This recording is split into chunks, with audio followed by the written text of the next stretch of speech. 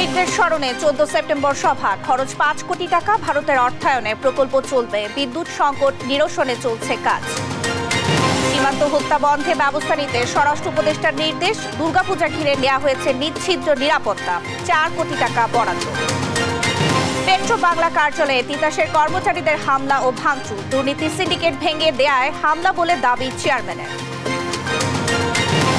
ডেঙ্গুতে আবারও বাড়ছে প্রাণহানি, 24 ঘন্টায় আরও 5 জনের মৃত্যু, হাসপাতালে ভর্তি 534 জন, সতর্ক থাকার পরামর্শ চিকিৎসকদের।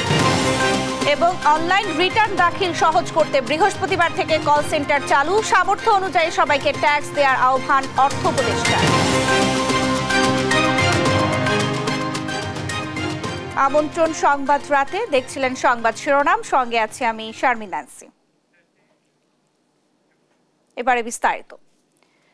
ভারতের অর্থায়নে পরিচালিত কোনো প্রকল্প বন্ধ হয়নি বলে জানিয়েছেন অর্থ ও বাণিজ্য উপদেষ্টা ডক্টর সালেউদ্দিন আহমেদ। সচিবালয়ে ভারতীয় হাই কমিশনার প্রণয় ভার্মার সাথে সৌজন্য সাক্ষাৎ শেষে এ কথা বলেন তিনি। পরে সরকারি ক্রয় সংক্রান্ত উপদেষ্টা কমিটির সভা শেষে উপদেষ্টা জানান, 14 সেপ্টেম্বর বৈষম্য বিরোধী আন্দোলনে শহীদদের স্মরণ সভার জন্য অর্থ বরাদ্দ দেওয়া হয়েছে। বিদ্যুতের ঘাটতি মেটাতে সরকার চেষ্টা করছে বলেও জানান তিনি। মাহমুদ হাসানের রিপোর্ট। সমসাময়িক বিষয়ে মঙ্গলবার সকালে সচিবালয়ে অর্থ ও বাণিজ্য উপদেষ্টার সঙ্গে সৌজন্য সাক্ষাৎ করেন ভারতীয় হাইকমিশনার প্রণয় ভার্মা। এ সময় উঠে আসে দুদেশের অর্থনৈতিক ও বাণিজ্যিক বিষয়সহ বেশ কয়েকটি প্রকল্পের বিষয়। বৈঠক শেষে অর্থ ও বাণিজ্য উপদেষ্টা ডক্টর সালেহউদ্দিন আহমেদ জানান, ভারতের সঙ্গে $736 কোটি ঋণ চুক্তির মধ্যে $180 কোটি পাওয়া গেছে, বাকিটাও বিভিন্ন প্রকল্পে ছাড় করবে। দুদেশের সম্পর্ক আগের মতোই চলমান থাকবে বলেও জানান তিনি। And these are very important projects, you know. Then there will be some future projects also. We will not just stop at whatever we have got. They also offered something and we have also devised, and we will talk about those projects, funding of the project, implementation part of it. Then another important thing is the commerce. You know, Bangladesh and India are the two important partners. There are some issues that we have got some trade disputes, but this will be sorted out. বিজ্ঞান প্রযুক্তি সহ আরও বড় প্রকল্পে বিনিয়োগের আগ্রহ প্রকাশ করায় বাংলাদেশে বিনিয়োগে ভারতকে আহ্বান জানান অর্থ উপদেষ্টা। They have expertise in various fields, including nuclear fields and all that. So there is our project and our scientific research laboratory, you know, under that is another hat I am wearing, science and technology. So they also offer, and they are already doing it. So science and technology cooperation, which is very, very important. So overall that is thing, and we have assured them Bangladesh is a very good place for investment, for economic cooperation, and they have taken note and they will continue. That is all. এদিকে ঢাকা দিল্লি একসাথে আগের মতোই কাজ করছে বলে দাবি করেছেন ভারতীয় হাইকমিশনার।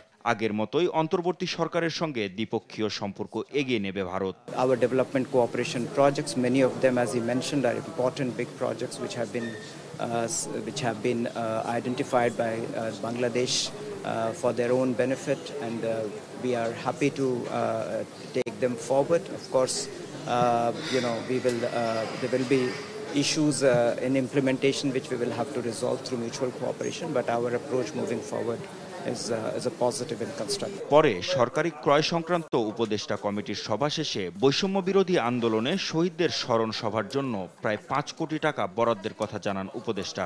বৈষম্য বিরোধী আন্দোলনে যারা শহীদ হয়েছে তাদের স্মরণ সভা হবে। মোটা টাইটেলটা হলো স্মরণ সভা, 14 তারিখে, এবং এটার ভিতরে কিছু আনুষঙ্গিক খরচ আছে, খরচ বেশি না, সেটা অনুধাবন। বিদ্যুতের ঘাটতি মেটাতে চেষ্টা করছে সরকার, স্বাভাবিক হতে কিছুটা সময় লাগবে বলেও জানান ডক্টর সালেহউদ্দিন আহমেদ। মাহমুদ হাসান, দেশ টিভি, ঢাকা।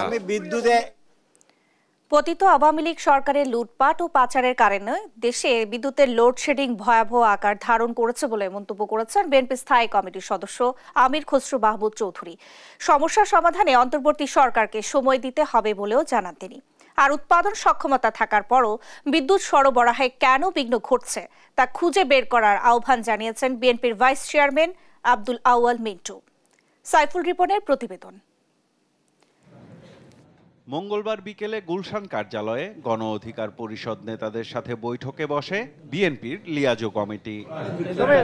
বৈঠক শেষে বিএনপির স্থায়ী কমিটির সদস্য আমির খসরু মাহমুদ চৌধুরী সাংবাদিকদের প্রশ্নের জবাবে বলেন, দেশ জুড়ে ভয়াবহ লোডশেডিং এর দায় পতিত আওয়ামী লীগ সরকারের। যে লক্ষ লক্ষ ডলার যে বিদেশে পাচার করছে, এটা বিদ্যুৎ থেকে আয় করেছে, বিভিন্ন দুর্নীতির মাধ্যমে আয় করেছে, যেটার ফল বাংলাদেশের মানুষ এখন ভোগ করছে।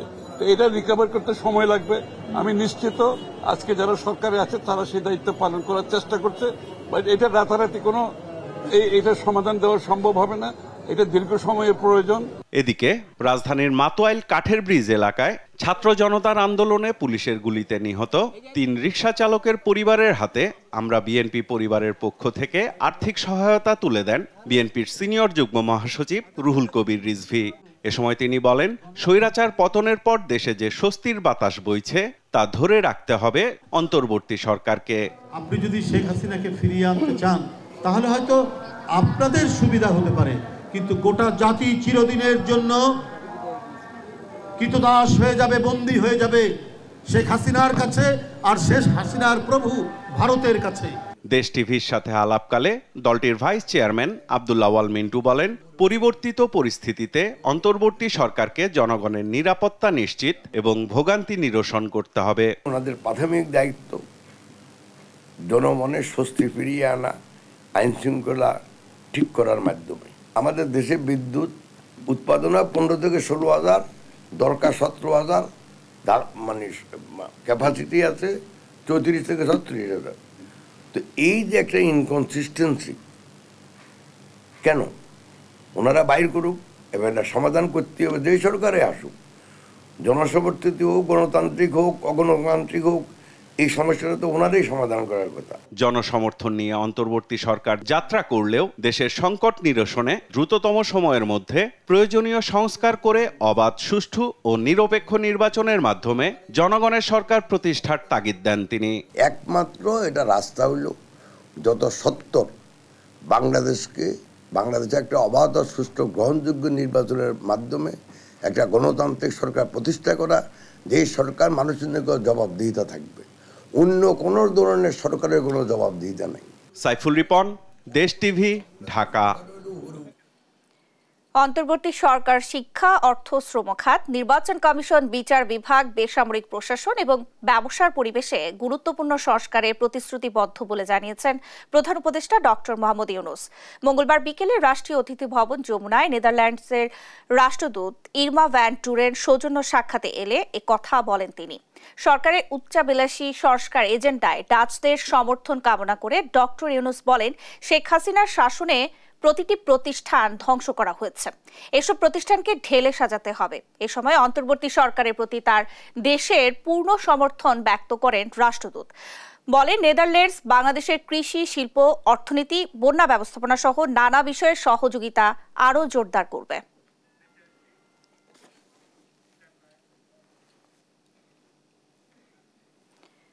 ভবিষ্যতে সীমান্তে বাংলাদেশি হত্যা বন্ধে সংশ্লিষ্ট কর্তৃপক্ষকে নির্দেশ দিয়েছেন স্বরাষ্ট্র উপদেষ্টা অবসরপ্রাপ্ত লেফটেন্যান্ট জেনারেল মোহাম্মদ জাহাঙ্গীর আলম চৌধুরী। দুপুরে সচিবালয়ে আইন শৃঙ্খলা বাহিনীর বৈঠক শেষে তিনি একথা জানান। বলেন, এবারের দুর্গাপূজায় নিশ্চিদ্র নিরাপত্তার ব্যবস্থা করা হবে। তৌফিক মাহমুদ মুন্নার রিপোর্ট। গেল 1 সেপ্টেম্বর মৌলভীবাজারের জুড়ি উপজেলার লালারচক সীমান্তে স্বর্ণদাস নামে কিশোরী নিহত হন। এই ঘটনার পর গত 5 সেপ্টেম্বর পররাষ্ট্র মন্ত্রণালয়ে ভারত সরকারের কাছে আনুষ্ঠানিকভাবে কড়া প্রতিবাদ ও নিন্দা জানায়। সর্বশেষ সোমবার ঠাকুরগাঁয়ের বালিয়াডাঙ্গি সীমান্তে জয়ন্ত কুমার সিংহ নামের এক কিশোর বিএসএফের গুলিতে নিহত হয়। এমন বাস্তবতায় সচিবালয়ে দুর্গাপূজার আইন শৃঙ্খলা নিয়ে বৈঠক অনুষ্ঠিত হয়। স্বরাষ্ট্র উপদেষ্টার সভাপতিত্বে আইন শৃঙ্খলা বাহিনীর ঊর্ধ্বতন কর্মকর্তা এই বৈঠকে উপস্থিত ছিলেন। বৈঠক শেষে উপদেষ্টা বলেন, সীমান্তে হত্যা বন্ধে কর্তৃপক্ষকে ব্যবস্থা নেওয়ার নির্দেশ দেওয়া হয়েছে। ভবিষ্যতে এই ধরনের ঘটনা যেন না ঘটে এই ব্যবস্থা নেওয়ার জন্য আমি সংশ্লিষ্ট অথরিটিকে আদেশ করেছি এবং আমি আশা করব ভবিষ্যতে এই ধরনের ঘটনা ঘটবে না। এই পূজার সময় কিন্তু এখানে আরেকটা সমস্যা দেখা যায়, যেহেতু আমাদের যাওয়া আসা করে, মানে এই পারের লোক ও পারে পূজা দেখতে যায়, ওই পারের লোক এই পারে পূজা দেখতে আসে। আমি এই জন্য এখানে সবাইকে আমি অনুরোধ করেছি যে এবার যেন আপনারা বর্ডার বেল্টে ভালো ভালো পূজা মণ্ডপ করেন, যেন আমাদের লোক ওই পারে যেন না যায় পূজা দেখার জন্য, আর ওই পারের লোকও যেন এই পারে না আসে, এইটার ব্যবস্থা নেওয়ার জন্য। এবারে দুর্গাপূজায় সব ধরনের নিরাপত্তা দেওয়া হবে উল্লেখ করে উপদেষ্টা জানান, এবার পুজো হবে 32,666টি পূজা মণ্ডপে। এবারকার স্বেচ্ছাসেবক নিয়োগটা একটা ডিফারেন্ট হবে। স্বেচ্ছাসেবক বাংলাদেশের যে কোনো নাগরিকের থেকে নিয়োগ করা হবে এবং এই স্বেচ্ছাসেবকদের টাইমও দেওয়া যাবে। যে ধরেন যে স্বেচ্ছাসেবক রাত 1টা থেকে রাত 3টা পর্যন্ত, স্বেচ্ছাসেবক রাত 3টা থেকে রাত 5টা পর্যন্ত, এবং এই স্বেচ্ছাসেবকদের সংখ্যা কমের পক্ষে রাত্রে 3 জন, দিনে 2 জন। এবারে দুর্গাপূজায় প্রধান উপদেষ্টা 4 কোটি টাকার বরাদ্দ দেওয়ার কথা জানান স্বরাষ্ট্র উপদেষ্টা। তৌফিক মাহমুদ মুন্না, দেশ টিভি, ঢাকা। তিতাস থেকে নতুন ব্যবস্থাপনা পরিচালক নিয়োগ না দেওয়ায় ক্ষুব্ধ কর্মচারীরা হামলা ও ভাঙচুর চালিয়েছে পেট্রোবাংলায়। সকালে তিতাস কর্মচারীদের একাংশ এই নিয়োগ বাতিল চেয়ে বিক্ষোভ ও ভাঙচুর চালায়। এ সময় আতঙ্ক ছড়িয়ে পড়ে পুরো ভবনে। এদিকে পেট্রোবাংলার চেয়ারম্যানের দাবি, সিন্ডিকেট ব্যবস্থাপনা ভেঙে দীর্ঘদিনের দুর্নীতির তথ্য বেরিয়ে আসার শঙ্কায় এ হামলা তিতাস কর্মচারীদের। বিস্তারিত শিউলি রায়ের রিপোর্ট। অবশেষে সরিয়ে দেওয়া হলো সাবেক প্রতিমন্ত্রী নসরু হামিদ বিপুর সিন্ডিকেটের আরেক গডফাদার তিতাস গ্যাস কোম্পানির ব্যবস্থাপনা পরিচালক হারুনুর রশিদ মোল্লাকে। 3 বছর ধরে তিনি তিতাস গ্যাস কোম্পানিতে এক ধরনের রামরাজত্ব কায়েম করেছিলেন। হারুনুর রশিদ মোল্লার চুক্তি গত 21শে আগস্ট শেষ হয়। মেয়াদ না বাড়িয়ে 9 সেপ্টেম্বর চুক্তি বাতিল করে প্রজ্ঞাপন জারি করে বিদ্যুৎ, জ্বালানি ও খনিজ সম্পদ মন্ত্রণালয়। তারপরই পেট্রোবাংলা থেকে শাহনেওয়াজ পারভেজকে তিতাসের এমডি পদে দায়িত্ব দেওয়া হয়। এমন জেরে তিতাস থেকে এমডি বেছে নেওয়া হয়নি। এই জন্য মঙ্গলবার সকালে পেট্রোবাংলা ভবনে হামলা ও ভাঙচুর চালায় তিতাসের কর্মকর্তা কর্মচারীরা। জানা যায়, দুর্নীতির সিন্ডিকেট ভেঙে দেওয়ায় ক্ষুব্ধ হয়ে ওঠেন তারা। সেই সঙ্গে সামনে নতুন এমডি দুর্নীতিতে জিরো টলারেন্স নীতিতে গেলে তা নিয়ে উদ্বিগ্ন তারা। সিন্ডিকেট ভেঙে নতুন এমডি আসায় অনেকেই দুর্নীতি বেরিয়ে আসার সংখ্যায় তাদের এই হামলা ভাঙচুর বলে মনে করেন পেট্রোবাংলার চেয়ারম্যান যতীন্দ্রনাথ সরকার। তিতাসের দাবি হচ্ছে যে তিতাস থেকে তাদের এমডি নিয়োগ করতে হবে, কিন্তু তিতাসের যারা আছে এখন জিএম 2-1 জন ছাড়া কোনো না কোনোভাবে সবার বিরুদ্ধে দুর্নীতির ব্যাপক অভিযোগ আছে। তাই বাইরে থেকে যদি আমরা কোনো এমডি না দিই, তাহলে এই মুহূর্তে যে জিরো টলারেন্স দুর্নীতির বিরুদ্ধে সরকারের, আমাদের ছাত্র জনতা জীবন দিয়ে একটি দুর্নীতিমুক্ত এবং বৈষম্যহীন সমাজ প্রতিষ্ঠার জন্য যে কাজটি করছে, সেইখানে তিতাসের মতো কোম্পানিকে কোনো দুর্নীতিবাজকে আমরা নতুন করে এমডি করতে পারি না।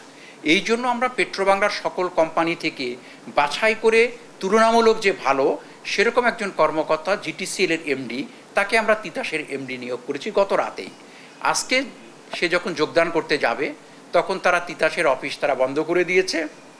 এবং আমি সকালে মন্ত্রণালয় মিটিংয়ে ছিলাম, আমি মিটিং থেকে এসে দেখি যে তিতাসের লোকজন কিছু এসে পেট্রোবাংলায় ঢুকে গেছে এবং তারা খুব অনাকাঙ্ক্ষিত আচরণ করছে, কিছু ভাঙচুরও করেছে। তাদের তিতাসের মূল টার্গেটটাই হচ্ছে যে তাদের মাঝখান থেকে কোনো দুর্নীতিবাজকে তারা এমডি করতে চায়, যেটা সরকারের এই মুহূর্তে দুর্নীতির বিরুদ্ধে জিরো টলারেন্স, আমাদের ছাত্রদের জীবন দেওয়া, বৈষম্যহীন সমাজ প্রতিষ্ঠা করা, দুর্নীতিমুক্ত সমাজ প্রতিষ্ঠার জন্য কোনোভাবে পেট্রোবাংলা কোনো দুর্নীতিবাজকে তিতাসের এমডি করবে না। পেট্রোবাংলার কর্মচারীদের উপর হামলা ও ভাঙচুরের ঘটনায় জড়িতদের বিরুদ্ধে বিভাগীয় ব্যবস্থা নেওয়ার হুঁশিয়ারি পেট্রোবাংলার প্রধানের। শিউলি রায়, দেশ টিভি, ঢাকা।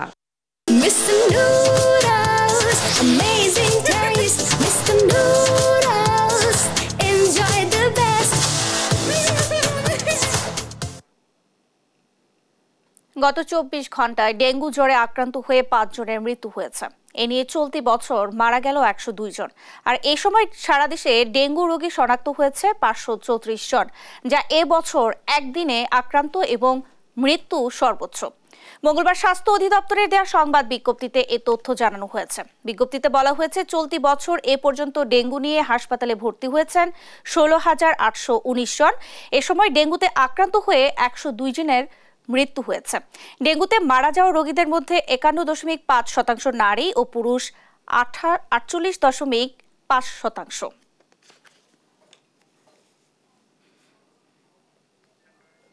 অনলাইন রিটার্ন দাখিল সহজ করতে বৃহস্পতিবার থেকে চালু হবে কল সেন্টার। সকাল 9টা থেকে বিকেল 5টা পর্যন্ত এই সেবা দিবেন 6 কর্মকর্তা। মঙ্গলবার এ তথ্য জানিয়েছেন এনবিআর চেয়ারম্যান। এদিকে করদাতাদের উৎসাহিত করতেই এনবিআর এর সকল কার্যক্রম অনলাইনে করা হবে বলে জানিয়েছেন অর্থ ও বাণিজ্য উপদেষ্টা ডক্টর সালেউদ্দিন আহমেদ।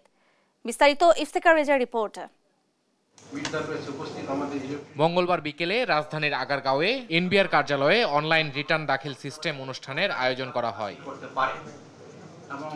এ সময় কর প্রদান প্রক্রিয়া সম্পূর্ণ অটোমেশন করার কথা জানান এনবিআর চেয়ারম্যান, যার লক্ষ্যমাত্রা ধরা হয়েছে আগামী বছরের 1 জুলাই। বৃহস্পতিবার থেকে আমরা আমাদের যে কল সেন্টার, যেটা সকাল 9টা থেকে বিকাল 5টা পর্যন্ত, যারা সমস্যায় পড়বেন যে আমরা পেমেন্ট করতে পারছি না, লগ ইন করতে পারছি না, আমার এই সমস্যা হচ্ছে, এই সবগুলো প্রশ্নের জবাব আপনারা সেই সিস্টেম থেকে পাবেন। আমরা আমাদের সাংবাদিক বন্ধুদেরকে বলবো আপনারা এটা ব্যাপক প্রচার করবেন, এবং আমরা চাই যে আমাদের যে অগ্রযাত্রা, বিশেষ করে ডিজিটাইজেশনের খুব অল্প কাজ আমরা করতে পেরেছি, বেশি কাজ আমরা করতে পারি নাই, বাট আমাদের স্বপ্ন অনেক বড়। আমাদের ডেভেলপমেন্ট পার্টনাররা সবাই এগিয়ে এসেছেন। নাগরিক সেবা পেতে সামর্থ্য অনুযায়ী সবাইকে ট্যাক্স দেওয়ার আহ্বান জানিয়ে ট্যাক্স আদায়ে আরো জোর দেওয়ার তাগিদ দেন অর্থ ও বাণিজ্য উপদেষ্টা। পরনির্ভরতাটা কাটিয়ে উঠতে পারবো, তাই না? বৈদেশিক ঋণ বলুন, দেশীয় ঋণ বলুন, মোস্তফারে ঋণ করে ঘি খাওয়ার মতো অবস্থা তো আমরা হিসেবে করতে পারবো না। ট্যাক্স যদি আপনারা না দেন, যদি সেবা চান, এটা কিন্তু একটা দুরূহ ব্যাপার। আমরা সাধারণত ট্যাক্সকে বলি no quid pro quo. Return প্রক্রিয়া ও প্রাতিষ্ঠানিক পুনর্গঠনের কাজও চলমান বলে জানান অর্থ ও বাণিজ্য উপদেষ্টা। ইফতেখার রেজা, দেশ টিভি, ঢাকা। অস্থিরতা কাটিয়ে সাভার ও গাজীপুরে তৈরি পোশাক কারখানায় পুরো দমে শুরু হয়েছে উৎপাদন। সকালে নিয়ম মেনে কাজে যোগ দেন শ্রমিকরা। এখন থেকে কারখানায় নারী পুরুষের সমতা নিশ্চিতের পাশাপাশি হাজিরা বোনাস বাড়তি 225 টাকা ও টিফিনে 10 টাকা বেশি পাবেন শ্রমিকরা। এদিকে নিরবিচ্ছিন্ন উৎপাদন নিশ্চিতে শিল্পাঞ্চলে বাড়ানো হয়েছে আইন শৃঙ্খলা বাহিনীর তৎপরতা। সহকর্মীদের পাঠানো তথ্যচিত্রে সালমা জাহানের ডেস্ক রিপোর্ট। কিছুদিনের অস্থিরতা কাটিয়ে আবারও শিল্পাঞ্চলে ফিরেছে কর্মচাঞ্চল্য। মঙ্গলবার সকাল থেকেই কারখানাগুলোয় শ্রমিকদের ঢুকতে দেখা যায় স্বাভাবিক দিনের মতোই। নির্ধারিত সময়ে গাজীপুর ও সাভারের অধিকাংশ কারখানায় শুরু হয় উৎপাদন। গতকাল বিজিএমই এর বৈঠকে বন্ধ কারখানা খুলে দেওয়ার সিদ্ধান্ত হয়।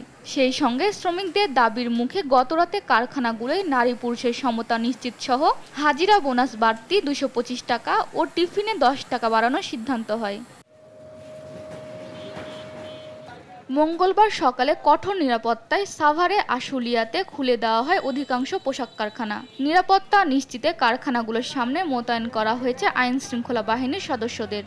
এখানে সেনাবাহিনী, বিজিবি, র্যাব সহ ইন্ডাস্ট্রিয়াল পুলিশ এবং জেলা পুলিশ দায়িত্ব পালন করছে। আমাদের চতুর্দিকেই মোবাইল পেট্রোল টিমগুলো চলমান আছে, এবং সেই সাথে যে বিভিন্ন পয়েন্টে অতিরিক্ত ফোর্স মোতায়েন করা আছে, তারাও সক্রিয় আছে। কোথাও কোনো ধরনের সহিংসতা যাতে ঘটতে না পারে, সেই জন্য প্রিভেন্টিভ মেজার্স নেওয়া আছে। পোশাক কারখানায় পুরোদমে উৎপাদন শুরু হয়, খুশি মালিক শ্রমিকরা। পরিবারে আমাদের যারা বৃদ্ধ বাবা মা আছে, তাদেরকে চালাইতে খুবই কষ্ট হয়ে যাবে, এবং এই ফ্যাক্টরি থেকে আমাদের যে রাজস্ব আয় হয়, এ থেকে দেশ যেন কোনোভাবে বঞ্চিত না হয়, আমরা সেটা চাচ্ছি। এবং কোনো আন্দোলন আমরা চাই না, আমরা সুন্দরভাবে একটা সুন্দর কর্ম পরিবেশ চাই। আমরা চাইতেছি যে গার্মেন্টস চালু থাক। গার্মেন্টস চালু থাকলে আমরা গরিব গুণা মানুষ আমরা চলে ফিরে খাইতে পারবো। ভালোভাবে ফ্যাক্টরি চললে আমরা বাসা ভাড়া দিতে পারি, এবং আমাদের ওই কর্মের টাকা দিয়ে আমরা সুন্দরভাবে চলতে পারি। আমরা কোনো হট্টগোল, কোনো ভেজাল আমরা চাই না। আমরা চাই সুস্থভাবে আমাদের ফ্যাক্টরি প্রতিষ্ঠানগুলো ভালোভাবে যেন চলুক। বিশৃঙ্খল পরিস্থিতি এড়াতে সর্বোচ্চ সতর্ক অবস্থানে রয়েছে কারখানা কর্তৃপক্ষ। সালমা জাহান, নিউজ ডেস্ক, দেশ টিভি। এবারে আন্তর্জাতিক প্রসঙ্গ। অশান্ত ভারতের মণিপুর রাজ্য। বিভিন্ন জায়গায় রকেট ও ড্রোন হামলা চালিয়েছে কুকি বিদ্রোহীরা। মোতায়েন করা হয়েছে যৌথ বাহিনী। রাজ্যে অত্যাধুনিক প্রযুক্তির ক্ষেপণাস্ত্র ও ড্রোনের যোগান দিচ্ছে কারা, তা নিয়েও উঠেছে নানা প্রশ্ন। এ অবস্থায় আরও 3 জেলায় জারি করা হয়েছে কারফিউ। আগামী 5 দিনের জন্য বন্ধ ঘোষণা করা হয়েছে ইন্টারনেট পরিষেবা। রায়হান কবির শুভ্রের ডেস্ক রিপোর্ট। হামলা, পাল্টা হামলা আর সহিংসতায় ক্রমশ দাবানলের মতো উত্তেজনা ছড়াচ্ছে ভারতের মণিপুর রাজ্যে। ড্রোন, ক্ষেপণাস্ত্র দিয়ে হামলা, বেসামরিক নাগরিকের মৃত্যু, মণিপুর রাইফেলসের 2টি ব্যাটালিয়নের অস্ত্রাগার থেকে অস্ত্রশস্ত্র লুটের চেষ্টা সহ একাধিক ঘটনাকে কেন্দ্র করে উদ্বিগ্ন ভারত। গেল সোমবারও উত্তপ্ত ছিল রাজ্যটির রাজধানী ইম্ফলের পরিস্থিতি। কতুর গ্রামে ড্রোন হামলা চালায় কুকিরা। এতে ব্যাপক ক্ষতিগ্রস্ত হয়েছে বেশ কিছু অবকাঠামো। অবস্থা সামাল দিতে মোতায়েন করা হয়েছে বিপুল সংখ্যক পুলিশ ও যৌথ বাহিনী। এদিকে শান্তি ফেরানোর ক্ষেত্রে প্রশাসনের ভূমিকা নিয়ে প্রশ্ন তুলে প্রতিবাদে নেমেছেন বহু মানুষ। রোববার রাতে ইম্ফলের রাস্তায় নামেন বিপুল সংখ্যক নারী। রাজ্যে শান্তি ফেরানোর পাশাপাশি মুখ্যমন্ত্রী এন বীরেন সিং এর পদত্যাগের দাবি তুলেছেন তারা। अभी मणिपुर में क्या हो रहा है सबको पता है। दिन ब दिन आदमी मर रहा है, कुकी लोग ने फायरिंग किया है। এই আবহে রাজ্যপালের সঙ্গে বৈঠক করেছেন মুখ্যমন্ত্রী। সাম্প্রতিক সহিংস সংঘর্ষে ক্ষতিগ্রস্ত পরিবারের সদস্যদের পাশে রয়েছে তার রাজ্যের বিজেপি সরকার বলে জানায় মুখ্যমন্ত্রী। মণিপুর পুলিশের কর্মকর্তা রাজীব সিং বলেন, রাজ্যে সাম্প্রতিক সহিংস ঘটনাগুলোর কারণে মণিপুর পুলিশ যৌথ বাহিনীর সঙ্গে বেশ কিছু পদক্ষেপ নিয়েছে। তাদের ঊর্ধ্বতন কর্মকর্তারা জেলা সদরে রয়েছেন এবং পরিস্থিতি মনিটর করছেন বলেও জানান তিনি। We are taking it very seriously. We have spoken to everybody from here to Delhi और वहाँ दिल्ली में भी NSG से भी हम लोगों ने बात किया है, DG NSG से बात किया है। সাম্প্রতিক সময়ে আক্রমণের জন্য অত্যাধুনিক প্রযুক্তির ক্ষেপণাস্ত্র এবং ড্রোন ব্যবহার করা হচ্ছে, সে নিয়ে ওঠে নানা প্রশ্ন। ইতিমধ্যে সামাজিক যোগাযোগ মাধ্যমে বিভিন্ন ভুয়া পোস্টকে ঘিরে উত্তেজনা সৃষ্টি হয়েছে বলে অভিযোগ ওঠে। এদিকে গুজবে কান না দিতে আহ্বান জানায় রাজ্য পুলিশ। রায়হান কবির শুভ্র, নিউজ ডেস্ক, দেশ টিভি।